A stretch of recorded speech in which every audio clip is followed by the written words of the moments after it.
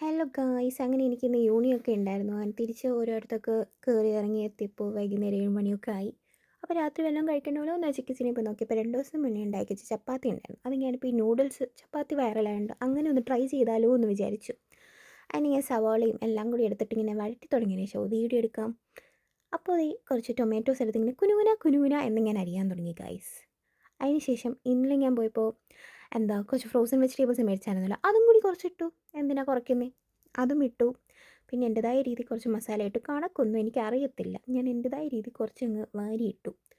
കുറേ നേരം ഇളക്കി, എന്നിട്ട് ഇച്ചിരി വെള്ളം ഒഴിച്ചു. ബിക്കോസ് ഡ്രൈ ആവുമല്ലോ. ഡ്രൈ ആവാൻ തുടങ്ങിയപ്പോൾ ഇച്ചിരി വെള്ളം ഒഴിച്ചു, എന്നിട്ട് അടച്ചു വെച്ചു ഗൈസ് ഞാൻ. എന്നിട്ട് പിന്നെ ഞാൻ കുറച്ച് ബാർബിക്യൂ സോസ് ഓൾസോ ഒഴിച്ചു. അത് ഞാൻ നഗറ്റ്സ് വാങ്ങിയപ്പോൾ, മെക്ഡിന്ന് നഗറ്റ്സ് വാങ്ങിയപ്പോൾ കിട്ടിയത്, അത് കഴിഞ്ഞ് പൊക്കിക്കൊണ്ട് വന്നു.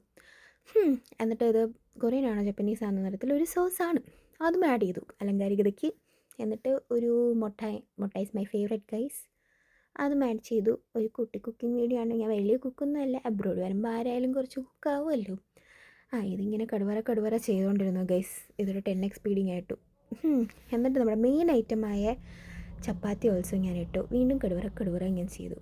പിന്നെ ഞാൻ ഒരു അലങ്കാരികതയ്ക്ക് ഇച്ചിരി കൂടി സോസ്, BBQ സോസ് കുറച്ചുകൂടി ഒഴിച്ചു. എന്നിട്ട് അങ്ങനെ ഇളക്കിയതിന് ശേഷം ഞാൻ എന്ത് ചെയ്തു, അടച്ചങ്ങ് വെച്ചു. പിന്നെ ഞാൻ തുറക്കുന്നുണ്ടേ. തുറന്നപ്പോൾ നല്ല മണമായിരുന്നു ഗൈസ്. ഞാൻ ഉണ്ടാക്കിയോണ്ട് പറയാമല്ലോ കേട്ടോ, നല്ല ടേസ്റ്റ് ആയിരുന്നു. ട്രൈ ചെയ്ത് നോക്കൂ ഗൈസ്. അപ്പോൾ ഓക്കെ, ബൈ.